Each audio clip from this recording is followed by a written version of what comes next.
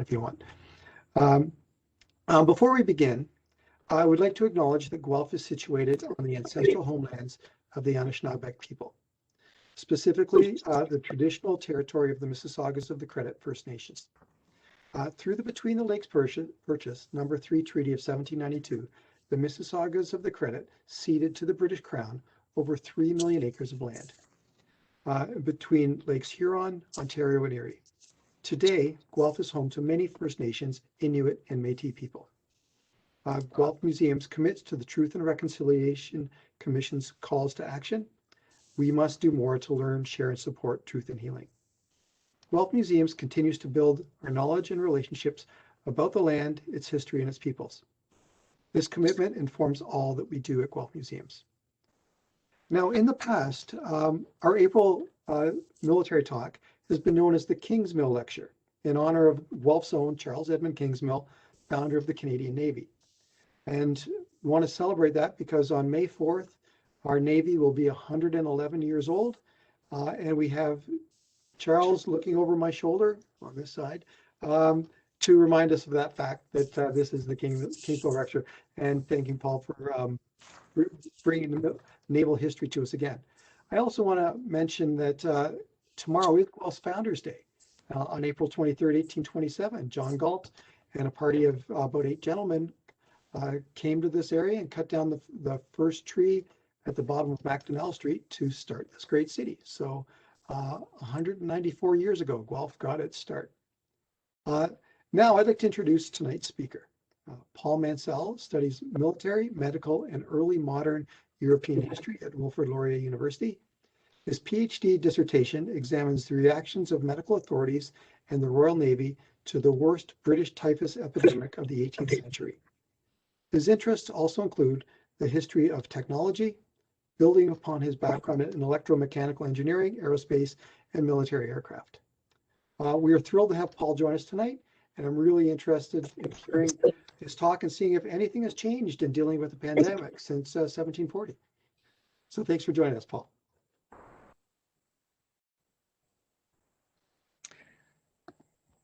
Very much. Can hear me well there?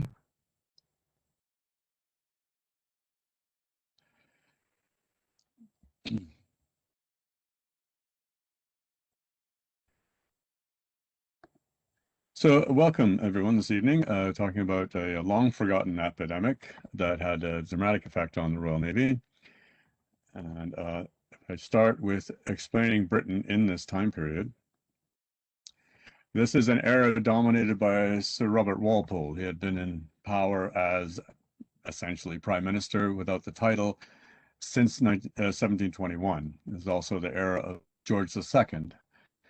It is a period of long peace because his policies were all about avoiding major conflicts for the interest of making trade. And indeed, it was one of the most prosperous eras of Britain, not being distracted by big wars. The exception to this is the Caribbean, and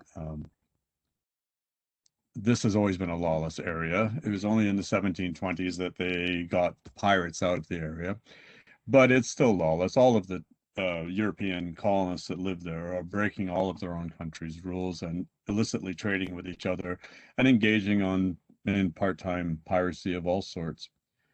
This causes quite a bit of tension between especially the Spanish authorities and the British merchants, who have a vested interest in what goes on with British colonies in the West Indies.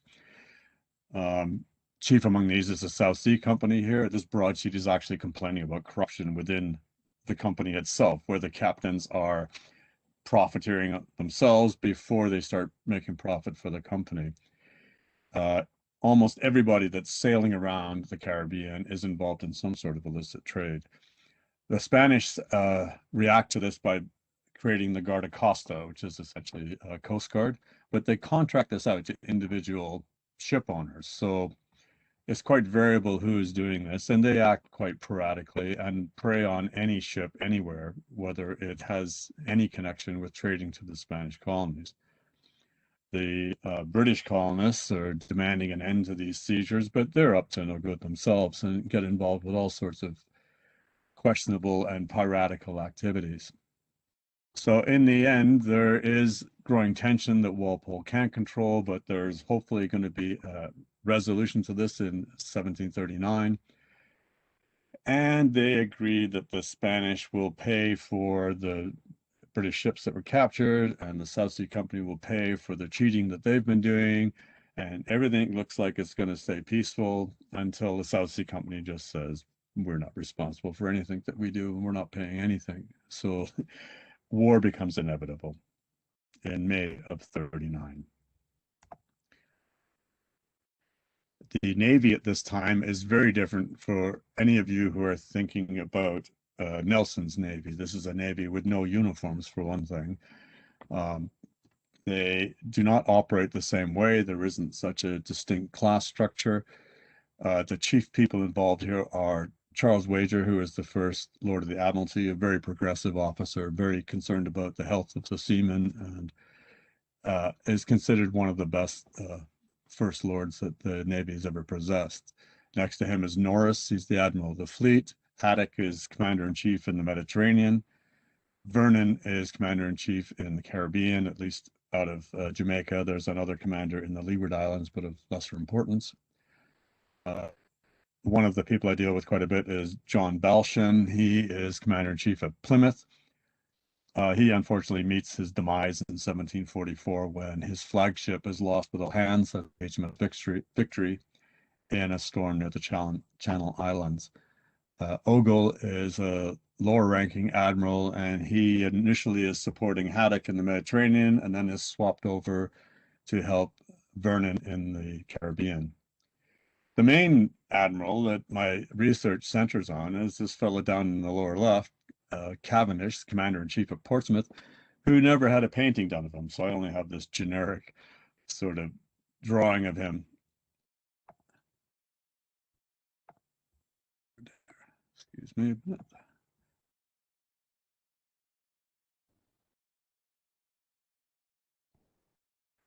The regular sailors, as you can see on these pictures on the left here, also look like civilians. There's no uniforms at all. The people of the time would be able to recognize them as sailors by their shorter coats, their rolling gait, and their language, but for us, they appear no different than the regular civilians. You can see on the chart on the right here, the Navy is nominally around 199 vessels. At least it's 199 vessels I can identify. But the actual number that was available is closer to 120, 130. A lot of these ships, especially these large ones, are months and months away from ever being ready for sea. They're sitting there basically in storage.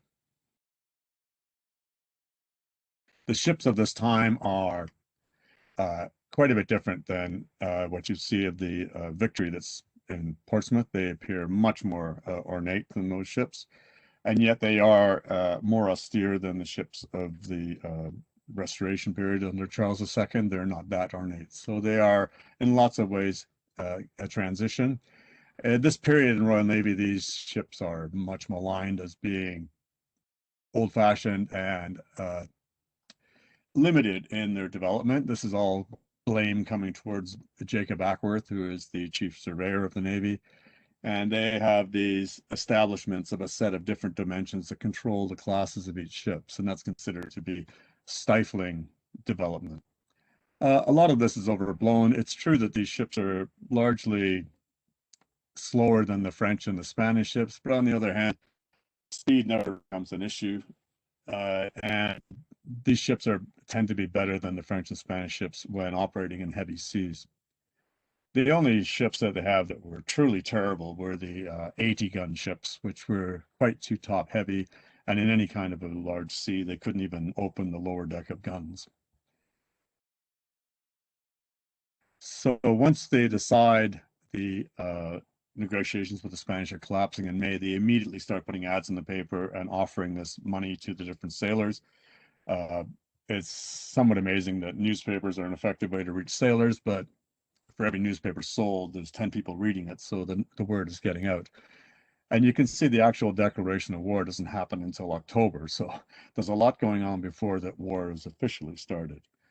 And as they are trying to encourage people to come in, they put an embargo on the vessels of all of the merchant ships, because the rule at the time is when British ships are sailing out to do their trade, they cannot be touched.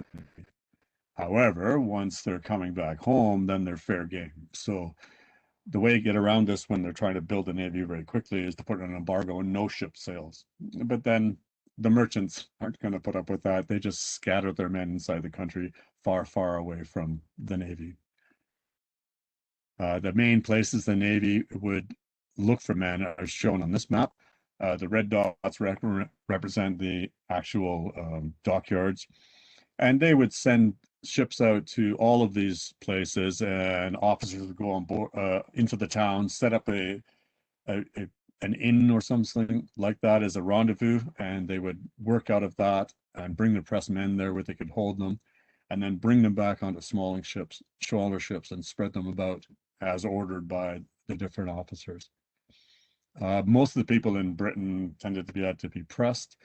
Ireland was quite a bit different. About half of the men there were volunteers. And in Scotland, this was quite different. Captain Campbell took the Scipio up around Edinburgh and got over 300 people, and every single one of them was a volunteer. So the press gang wasn't quite the terror at this time, but maybe became later. Closer to London, things operate the same sort of way, but at a much more concentrated level. As ships are fighting up the channel, they get to this point where they have to do a U-turn to get back into the Thames. And so they usually stop near Deal in this anchorage known as the Downs and wait for the winds to change. And the Navy ships would be stopped there for the same reasons. And then they would just go and visit all of these merchant ships and be picking off crewmen as they chose.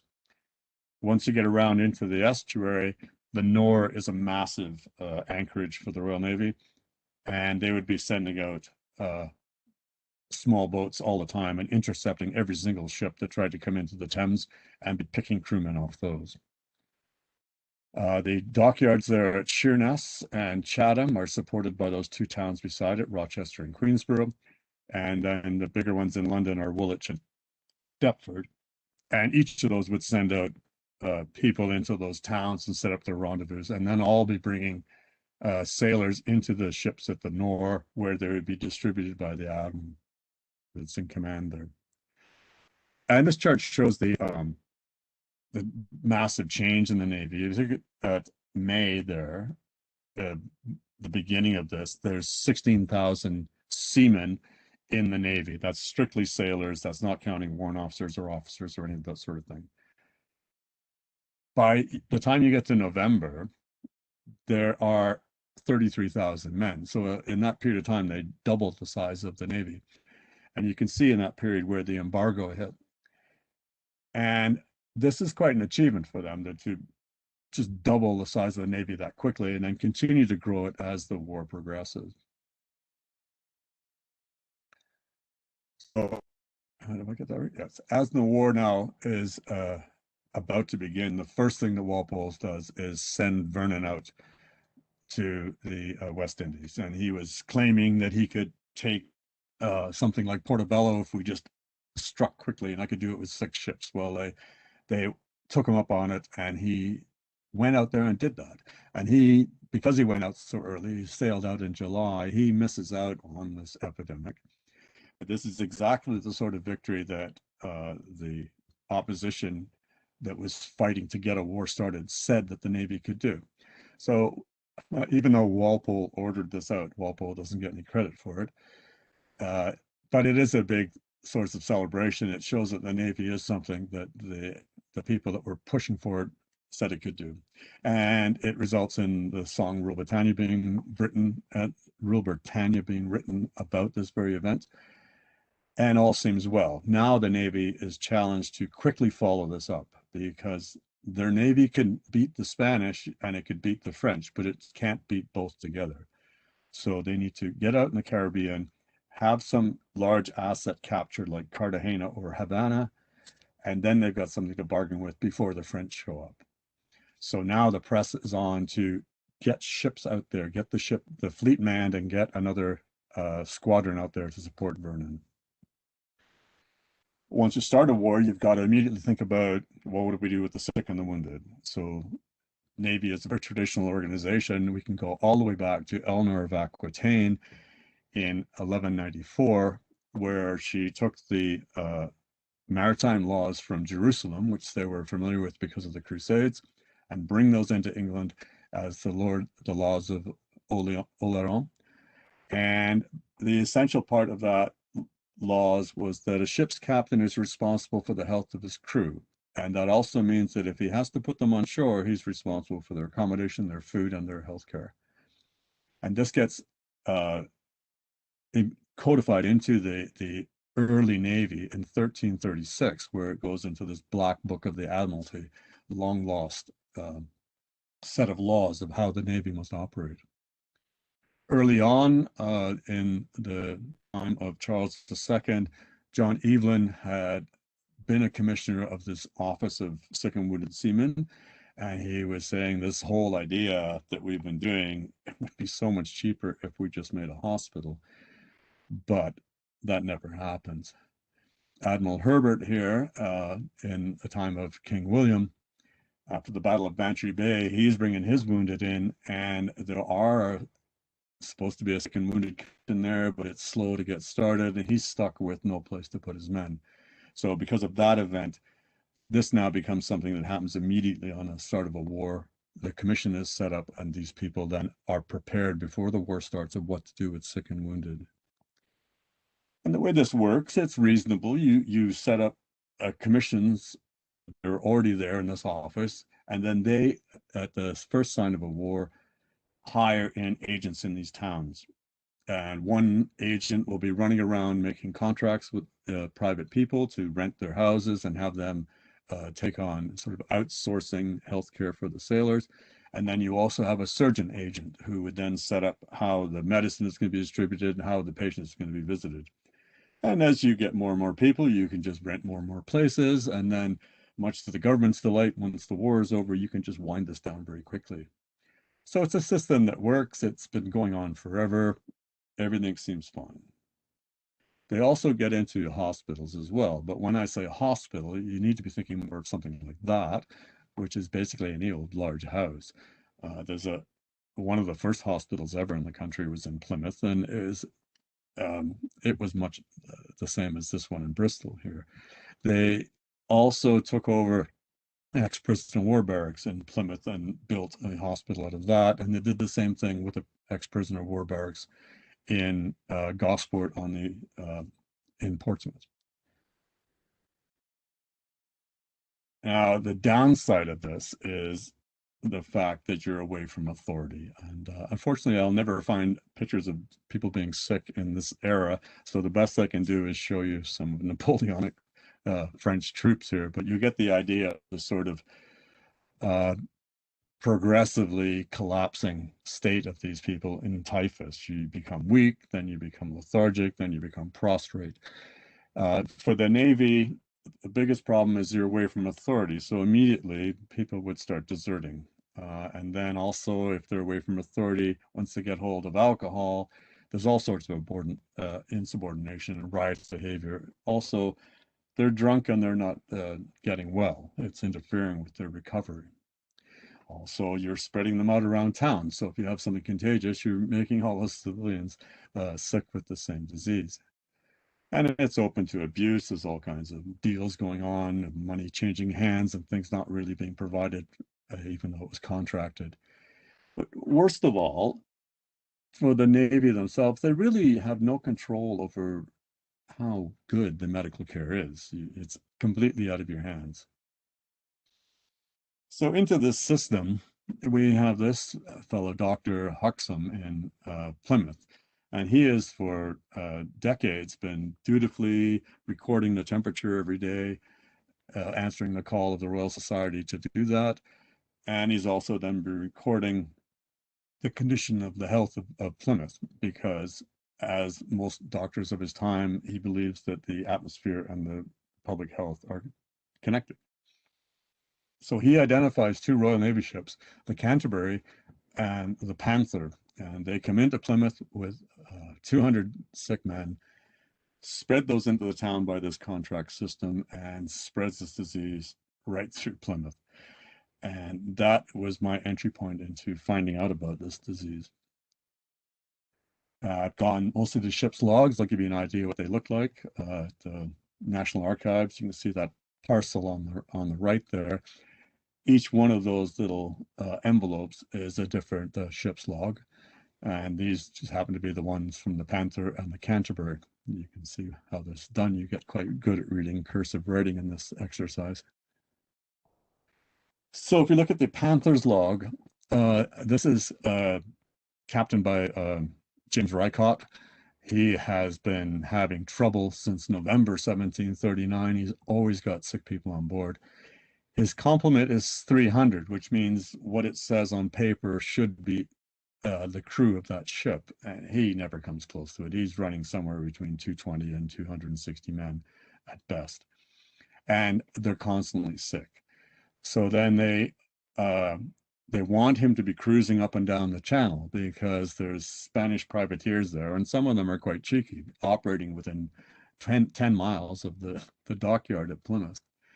So he is given a bunch of men from HMS Defiance, and this turns out to be a disaster. These men are sick with this epidemic, and he's given some more from Norfolk, and they're not much better. So he goes off on his cruise, and he's going between Plymouth out past the Land's End, out past the Isle of Scilly, cruising around what's called the chops of the channel, and then coming back up to Plymouth and just cruising back and forth looking for Spanish incursion. Well, not very long into this, he has to give up, and he heads back into Plymouth, where he dumps all of these sick men, 90 of them, plus the 10 that he had dumped overboard dead, bringing him down to a complement, an actual complement on a ship of something like 140 operating seamen. So this is confirmation of Huxham's report. At the same time this is going on, there's HMS Bristol in the Bristol Channel that has to head to the city of Bristol, just to make that good and confusing. This is also a 50-gun ship, same size and same complement as the Panther. They also get seamen from the Defiance. There's 110 of them, and it's devastating. The officers also get sick. The surgeon nearly dies. The surgeon's assistants are also sick. So he struggles into Bristol with the idea of trying to get some help. Fortunately, there is a sick and wounded board surgeon agent there. And he is also, by chance, the physician of the city of Bristol. So even though he's a physician, he's also hired as a surgeon. And he is the one that starts treating these people, and he manages to rent 2 houses, and he's looking after all of these people. 110 of them, and 40 of them dying. And he identifies this disease as jail fever. And that is the crucial point where now we can understand that this is typhus. So typhus is caused by this bacteria here, rickettsia. It's very volatile. It only takes 10 of those bacterium to give you the disease. It's spread by the human body louse, and the louse will bite you and suck your blood, and then it doesn't like body heat, so then it will retreat into the clothing. The louse is also susceptible to typhus. It will get typhus and it will die, the poor thing. But that means that its body, its feces, and its eggs are all deadly. And what happens is that bite is an open wound. So if people scratch, they are scratching those body parts and little elements into the wound. And that's how people get typhus from the lice. The lice doesn't give you typhus when it bites you. Well, the trouble with the lice, however, is they know when their host is sick. So then they crawl off their clothes onto somebody else's clothes, trying to find a healthier host, spreading this even faster. The disease in the first 2 stages is like a lot of diseases. It has a bunch of flu-like symptoms. So it's difficult to tell what it is. But when you get into the 3rd stage, you look like this person on the left here, these spots all over your body, and they're not just on the skin, they're also on your internal organs. And at this point, your immune system will kick in and it will start to diminish and you'll recover. Or you go to stage 4, where you lose your hearing, you might lose your sight, you go into a stupor, you're delirious, and then you go into a coma, and then you go into oblivion. Very few people recover from stage 4.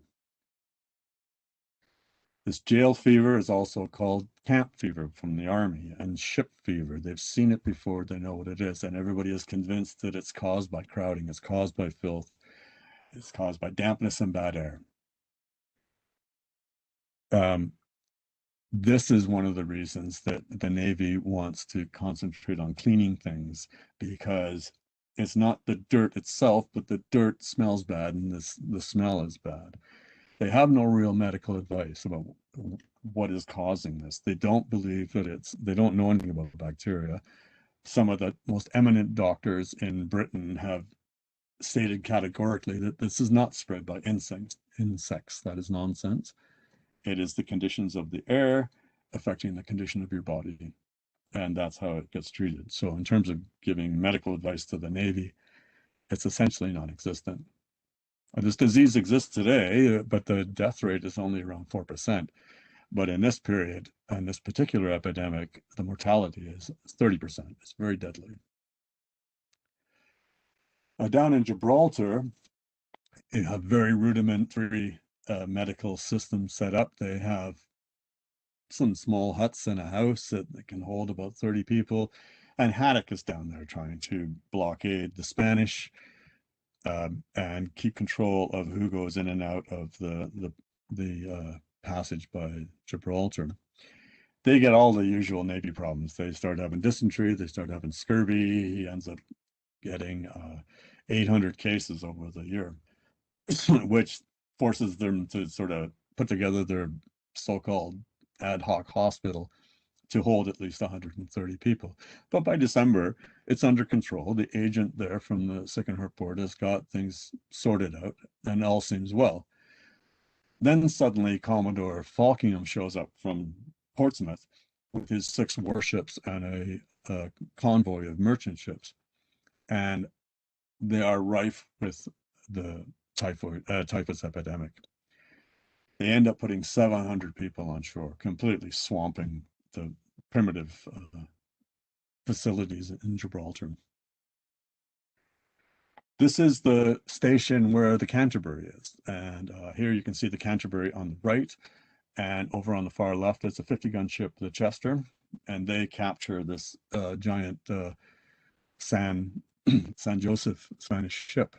And it's around this time in the log, the captain, Charles Cottrell, starts mentioning that his men are sick, but he seems to be able to handle it.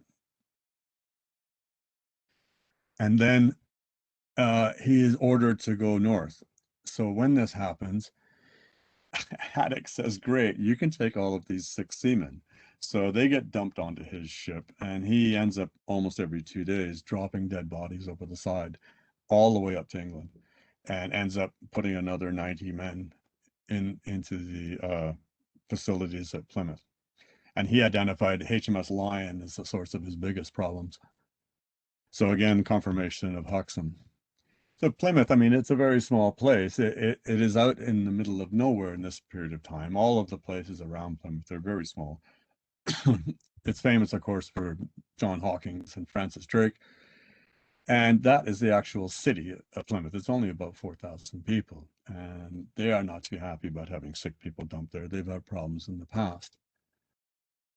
So the Navy puts as many people as they can in this Stonehouse area. And the actual dockyard is up here, and the water in front of it is called the Hamouse. That area now is called Devonport. They have Drake Island, which has a small fort on it, and they do try to put some sick men there, but it's very limited. And they also have their horrible ex-POW camp hospital shown in green here. They try to expand that. They move into this farm that's got an orchard right along the shore, but it comes in for a lot of criticism. I mean, it's an ad hoc attempt to try and expand a hospital with a farm. They go to local areas. They go to the small town of Arreston. They also go to Saltram, just off the map, and Saltash, just off the map there.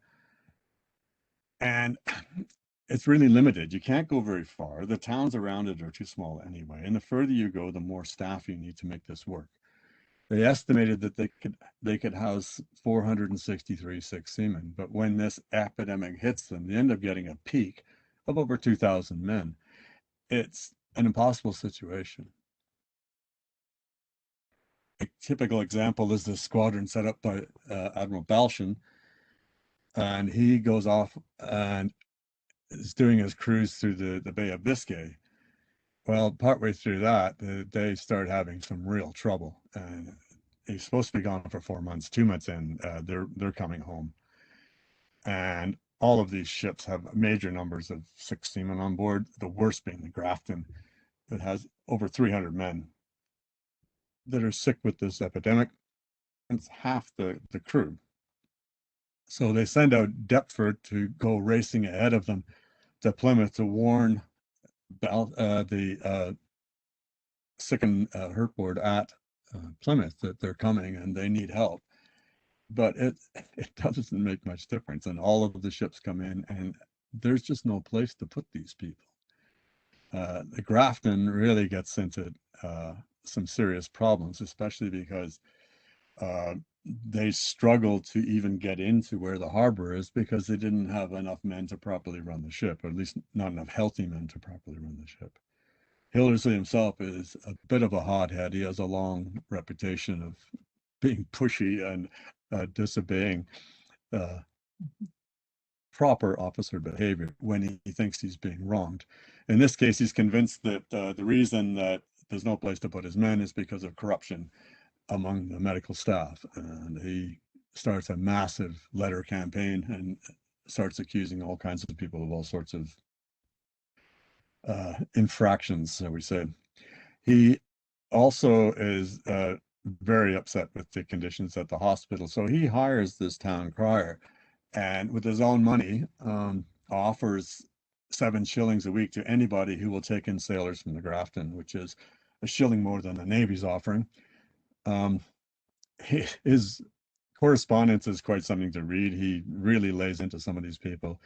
The best line is when he said, "You would know more about what happens to my sailors, but dead men tell no tales," which I thought was rather epic to come across that. In Portsmouth, you start having the same sort of problems. Here we have the Commodore Maine is also running off into the same sort of area down the coast of Portugal and out into the Bay of Biscay. They capture the Princessa. They're all doing quite well. And then they start getting into real trouble. So they meet another ship at sea. They send that out to the Commander-in-Chief Cavendish in Portsmouth to let them know the state of the squadron. As they get closer and closer to Portsmouth, they start being unable to sail their ships. And they have to actually put together a rescue crew in Portsmouth and send them out with some officers to try and find the squadron and to be able to sail the ships back into harbor. And they're carrying, as they knew, like, over 300 sick to come into Portsmouth where there's no room. At the same sort of time, Captain Vincent in St. Albans came in with his 100-odd sick men and immediately realizes that there's nothing anybody can do for him in the dock. So he goes off to a small town of Rye in the Isle of Wight, rents a barn, gets local people, hires a local physician, and sets up his own little hospital to deal with his own men, because you're not going to get help anywhere else. In Portsmouth, this is a long-standing naval base. It's really the heart of the Royal Navy. It's been there since Roman times. The actual city of Portsmouth is here. It's only about 8,000 people in this time, but the whole surrounding area of these other towns brings it up to around 20. But there's very little room there either. They estimated that you could put 700 sick men here. Well, they ended up having to put close to 1,900 there. And obviously, that's an overloaded system, and there's just no room. The actual dockyard is here. The sick would end up over here in Gosport. And in Gosport, that's where their like green square is where that little prisoner of war camp turned into a hospital exists. They tried to get people to go into Portsea, but Portsea is middle class. The people there have absolutely no interest in bringing sick, contagious people into the houses because they don't have to. Up in Portchester, they have a better opportunity, and they do quite well in Fareham. But then you're starting to run out of places. There is a little castle there in the top of Portchester, and that gets their attention, that maybe they could do something with that. This crisis is building across the whole of the south of England by the middle of 1740. It's almost 1,600 seamen have been placed sick on shore, and that's not counting the seamen that are still on the ships. We saw from the graph that the Navy went from around 16,000 men up to 33,000 men. Well, this means that half of the Navy is sick. The desertion in the town also becomes a problem. They're losing men that way, and there's lots of talk of seamen being seen walking up the London Road out of Portsmouth. And the complaints are building and building because you're crowded. So of course the conditions are terrible and they're not going to get any better. The Marines aren't helping either. At this point, there are no Royal Marines. They haven't been established yet. So what they're calling Marines are essentially army regiments that, because of their proximity, end up being continually posted to ships. These are basically running independently, and they're the ones all in Portsmouth have scabies, which is a nasty little burrowing mite that causes uncontrollable itching. And then the army wants them out of their barracks, so they start using up rental contract care locations in Portsmouth at the expense of the Navy. And also you're mixing these two together. This uncontrollable itching from scabies becomes deadly if you're mixed in with people with typhus. So this is becoming an ongoing problem. You're trying to send ships down to the Mediterranean. They're late and delayed. You're trying to support Vernon as quickly as you can before the French get involved. That's getting delayed all the time. You were hoping to send Commodore Anson around the Horn and into the Pacific to harass the Spanish on that coast. That gets delayed so late in the year that his mission becomes a disaster. Walpole is saying that, we have 30 ships in the home waters and I can't even use 20 of them. And this is making the government start to really sit up and take notice and say, we need some answers. We need to understand what the problem is. But it's also giving Cavendish the opportunity to say, you need a better solution for a start than what you've got. We need a hospital here. So if you look at the sort of numbers, they call for these statistics. Well, they're not used to really doing statistics. So it's all very rudimentary. And you can see they go partway along and they get the numbers that the government asked for, and then they just stop. There's no sort of sense that we should carry on and see where this goes. And each of those lines represents a different dockyard or place, the blue one being Portsmouth, and that orange one shooting up there is Plymouth. But those numbers don't exactly match these numbers, and both of these sets of numbers are from the very same report. So you can see the limitations of 18th century record keeping and statistics here. But this chart is useful for showing, again, the blue line is showing the peaks of cases hitting the ground in Portsmouth. They're able to spread it out. They have a few more options, but the gray line there is showing Plymouth, and they really don't have options. So when all those people come in, it is a complete spike, completely overloads the system, and it's very clear to everybody that this contract care system doesn't work. So they investigate, they get the two most vocal captains out of Plymouth, Hildersley and Rycott, and get them investigating every single contract care location. At Portsmouth, they grab a bunch of captains and do the same thing. The Admiral there also puts his man inside the hospital to have him investigate what goes on in his hospital. And this fellow, he had a rough time in there. They threatened to twist his nose off, and he was also told that he was going to get a severe beating if he went off telling tales to the Admiral. So there was a certain lack of discipline and control in these sort of areas. The First Lord of the Admiralty is watching all of this correspondence, and he steps in and really heavily chastises this sick and wounded board and says, you will not stay in your offices in London. You will go to Portsmouth and find out what's going on. Then you will go to Plymouth and find out what's going on. Then you will write a detailed report telling me what's going on and what you're going to do about it. And then you may come back to your office in London. So it's not like the Navy was sitting here taking this lightly. When they do these reports, it is a horror show. There's so many people packed in the rooms. The beds are all packed together. You can't even walk between them. So the people in the back of the room are not getting any medical care whatsoever. And these beds are just disgusting. They're excrement and vomit and pus and blood and anything you can imagine. And if somebody dies, they just put another guy in. They don't even change the sheets.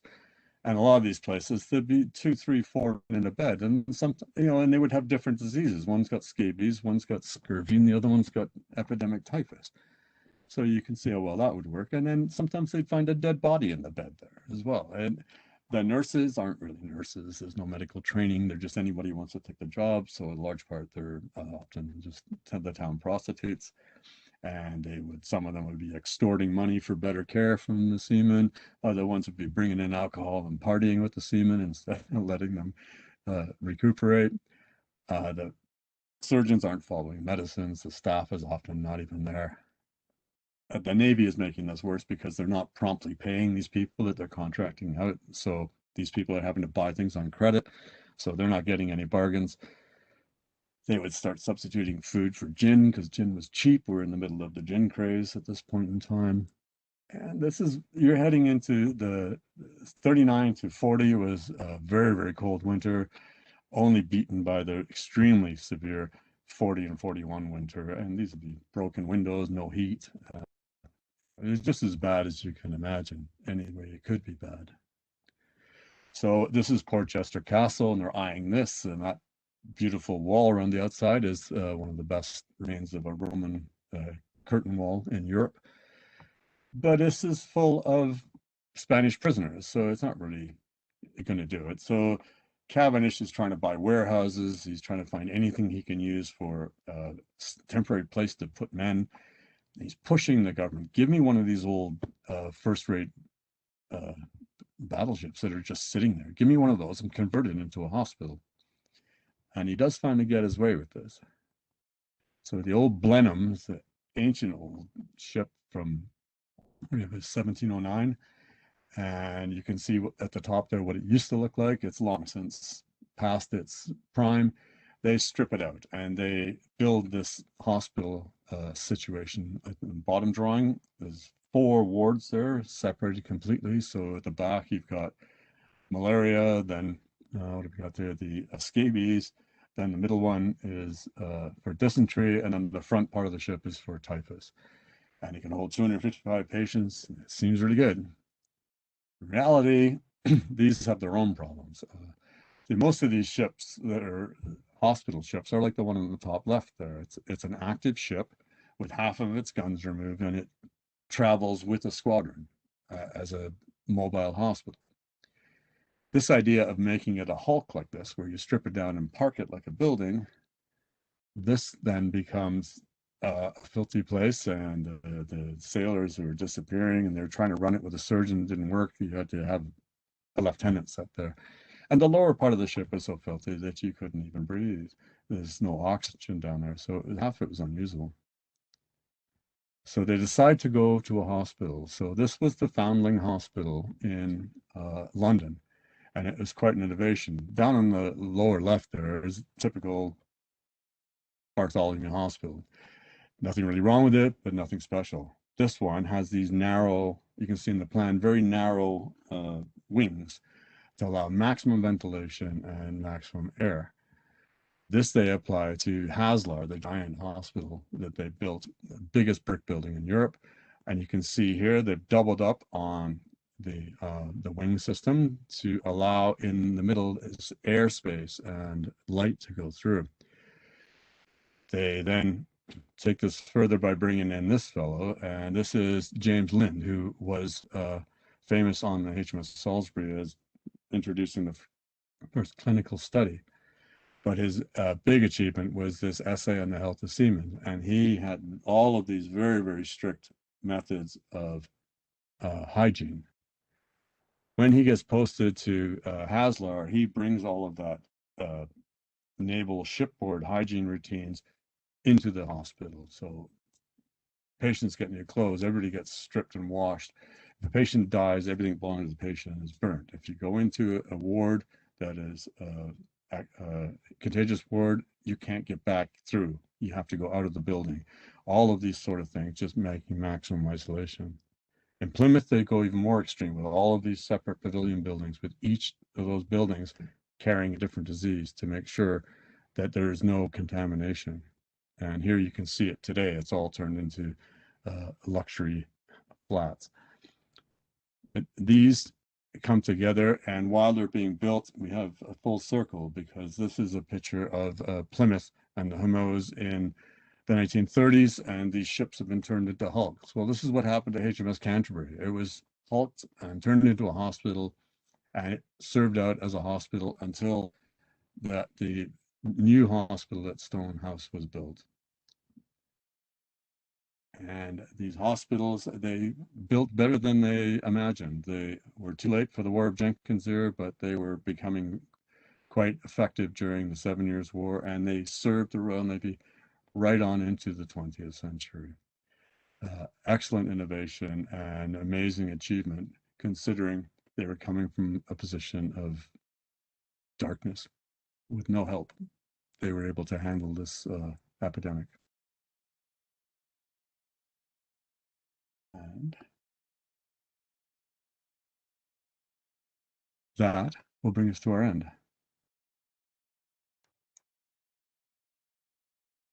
Well, thank you so much, Paul. That was fascinating. I learned so much. It's an incredible story, and I'm sure there's so much more to tell too. So I've got a few questions that have been sent in to us.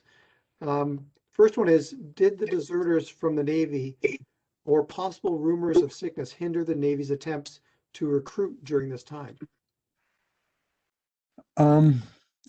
Amazingly, I think not. The reporting on this disease in the papers is almost non-existent. It's like people are oblivious to it. So the sailors don't necessarily know what's going on, and they do know that there was always disease in the ships anyway, so they're not predisposed to run away from it.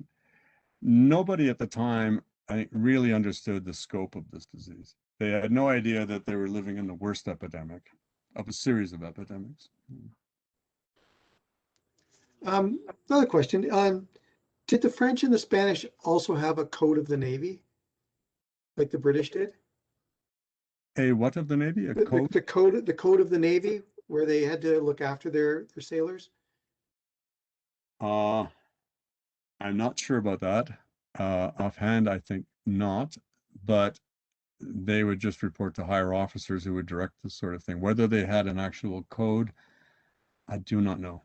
Okay. Sort of still with the French and Spanish, did they take advantage of the British weakness of their ships at any time during the war? Did they know of it? I don't think they were completely aware of it. The Spanish never really operated as a sea power, and that they wanted to go and take control of the areas that the British were trying to take control of. The Spanish were focused on maintaining their line between southern Spain and Italy and be able to ferry troops back and forth, and that was their number one concern. The only concern they had outside of that was being very clever about sending their treasure ships from the New World.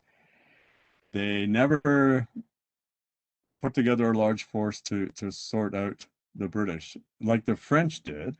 The French definitely had that as a strategy, but they did not take direct advantage of this epidemic. Were they affected by the epidemic at all? Not at first, but later on in the war, they get some of it, but they've often had these problems. They never really have this massive peak like the Royal Navy gets. Okay. The British got the brunt of this.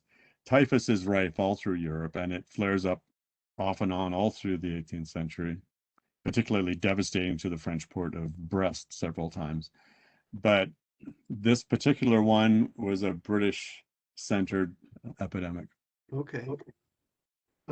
What type of preventative measures were taken on board a ship when it did happen, when they had like half the crew down with the sickness? What did they do for them? One thing they try to do is get into port and get the men off the ship, and then they can put these great pots of tobacco and sulfur down in the bottom of the ship and fill it with smoke. And then they could get the men back on, and they would wash and scrub every wall and every floor, every bulkhead with mostly with vinegar. And it does actually work, because that would get rid of all of the lice bodies, right? So they thought they were doing it to get the horrible smell out, but they were actually getting rid of the insects. So in a sense, they were doing the right thing. Okay, that's interesting that they were able to solve some of its problem.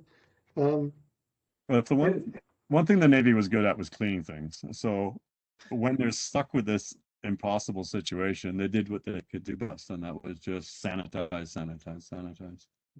What type of medical treatment did they actually give the sailors who were afflicted with it? Oh, this is awful, really, because they're working on the humor system. So if you're giving off heat, then the medical treatment is to get rid of that heat. So you're giving them purges to clean out their system, which is going to get you going at both ends. They would also be giving you various types of medicines that they believed were dissipating any sort of clogging of your internal digestive system and your blood. All of this was really, its main effect was to make the patient more uncomfortable. They didn't have anything that really worked, even though the doctors that were recommending this to the Royal Navy surgeons as a set of treatment believed that they were doing it. But what's interesting is the ones that wrote about this would say, I have the cure for this, and I'll have you cured of typhus within 14 days. Well, if you're going to survive typhus with your own body, that will happen in 14 days. So they believed that they were stopping these people dying, but really they're sometimes making them more comfortable, but often tormenting them. One thing they would do for fever heat is to bleed you.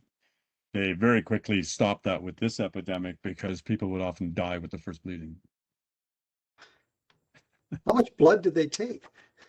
Oh, they could take a pint.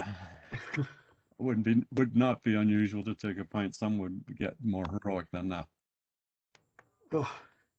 Yeah. Well, that's so. Is there going to be a book coming out on this? Yes. Oh, good. Yes. Once this will be my thesis, and then I have to do some work looking at situations before and after to frame it and quantify what effect it has. That will become my thesis, and then that will immediately become a book. It's a fascinating story, and it's something that I didn't know anything about until now. So it's really great. I'd never heard of it, and I was so shocked to read some of these things about it. And well, how can it be the biggest typhus epidemic and it be lost? Because I never got into what it meant outside the Navy. This epidemic spreads across the whole country, all the way up to Edinburgh. London, it gets the worst death rate that they've seen since the plague in 1665. And that's all sort of long forgotten. It's not even noticed. I just thought that was amazing. So that spurred me to find out. Has there been research done in England, or like why is a Canadian guy doing all this amazing British research? Just by chance. There are two authors who have mentioned it in passing, but never really investigated its significance in terms of what damage it was doing to Royal Navy operations. It was more a case of, oh, here we go, they're sick again. Well, I think we'll wrap up the questions there, Paul. And I just want to thank you so much for this amazing talk. And I'm really looking forward to your book, because I want to learn more. Like I feel like you've scratched the surface on this Thank you very much. topic, and there's so much more to learn about it. And the imagery you brought out was fascinating too. There's some great images and pictures of the time. So yeah, it was a great talk, and I really appreciate you sharing it with us tonight. So I just want to mention to all the people listening in that normally this is our last lecture of the season, the Kingsmill lecture, but we do have one more. We've got kind of a bonus lecture. And on in May the 27th, we have a talk by John Boyko, who's going to talk on his latest book called The Devil's Trick, How Canada Fought the Vietnam War. So I think that'll be a really interesting talk. And looking forward to hearing John. And I know he's authored several books. So this one, I haven't seen it yet, but I'm looking forward to hearing more about it. So that's our next talk, and that'll be our last military lecture for the season. And I just wanted to mention that the museum at the moment is closed to the public, but we do still have things going on our website. So keep yourself open to our website. Check us out.